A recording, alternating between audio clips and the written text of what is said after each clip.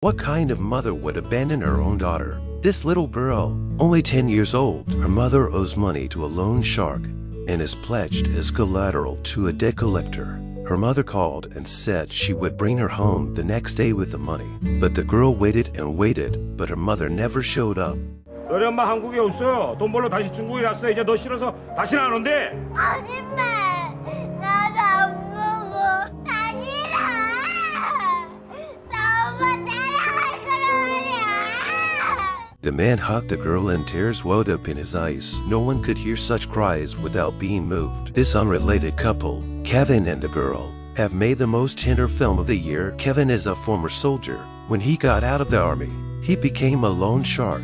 He looks mean but is actually an incredibly soft-hearted and gentle man. He buys Lily hot dogs and gives her his room to sleep in. When he saw a homeless man on the road stalking Lily, he kicked him to the ground. Kevin was a good man who didn't really want to kidnap Lily. He believed that Lily's mother would do anything to pay her back.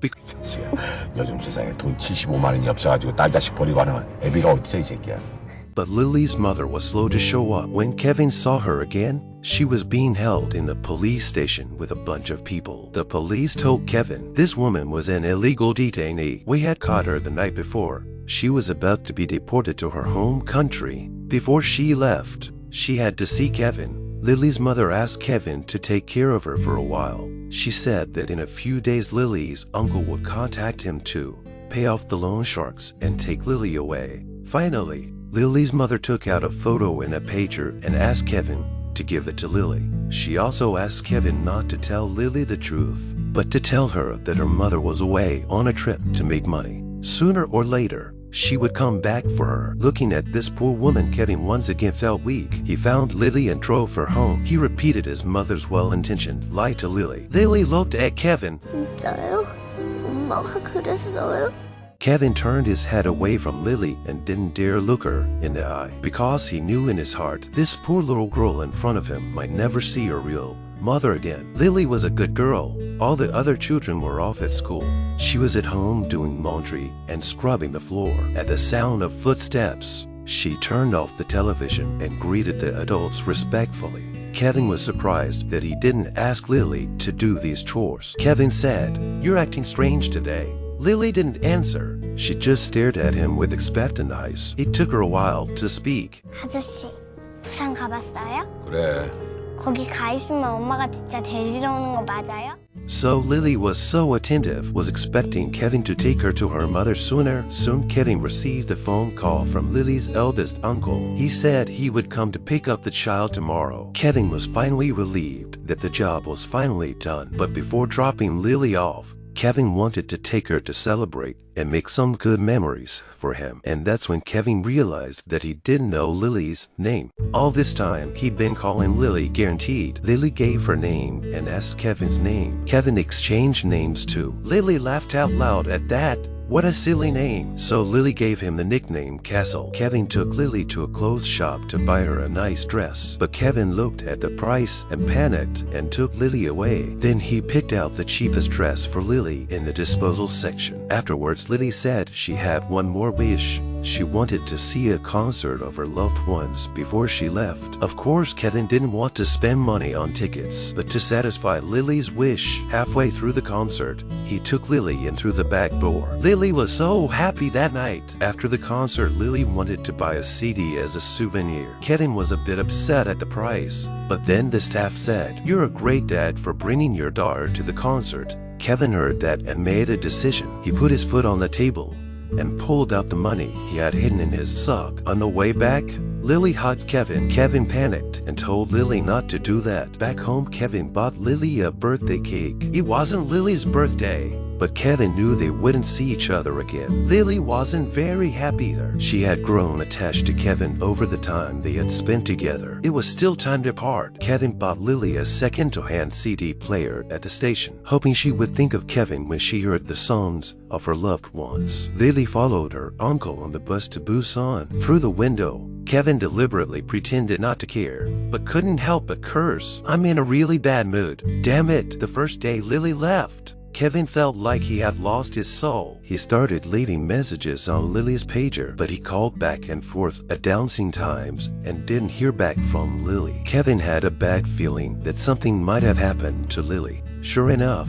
that day Kevin finally got a call from Lily, but what he heard was a heartbreaking voice. Lily's voice was choked up and her face was bruised. How could this happen? It turns out that the uncle who picked up little Lily that day was a scumbag. He had sold her to someone else. Those people were not in a proper profession. Not only did they keep Lily from going to school, they also treated her like a slave. They made her sweep the floors, wash the toilets, and clean the rubbish in the karaoke rooms every day.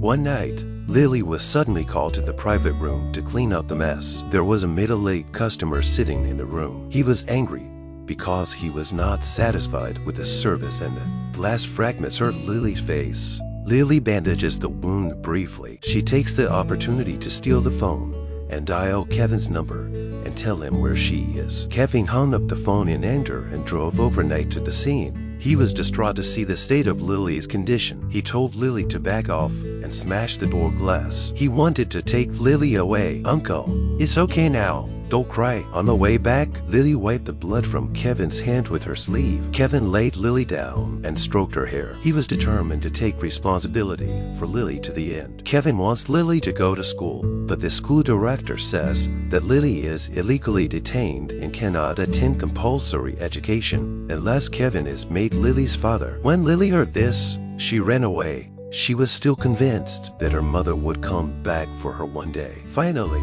with Kevin's persuasion, Lily accepted. She started to go to school like any other child and worked so hard that she got 100% on many of her exams. In no time at all, Lily grew up and she got into a prestigious university with excellent grades. Although Lily never called Kevin her father, but in each other's hearts, they had become close as father and daughter, until one day Kevin received a phone call from Lily's grandmother. She said Lily's mother was very ill and wanted to see her daughter. After all these years, Lily had no more complaints about her mother. They hugged each other and cried. Kevin closed the door and couldn't bear to disturb her. Before saying goodbye, Lily's mother made one more wish to Kevin. She wanted him to find her father, who had abandoned her, so that she could be reunited with her daughter. Kevin agreed. After returning home, he finally found Lily's heartless father, and he already has a new family in Korea. When Lily decides to meet her father, Kevin, who is at the door, leaves in frustration. He returns home and looks at Lily's childhood photos and smiles. At that moment, the phone rang and Kevin picked it up. "Hello, Dad."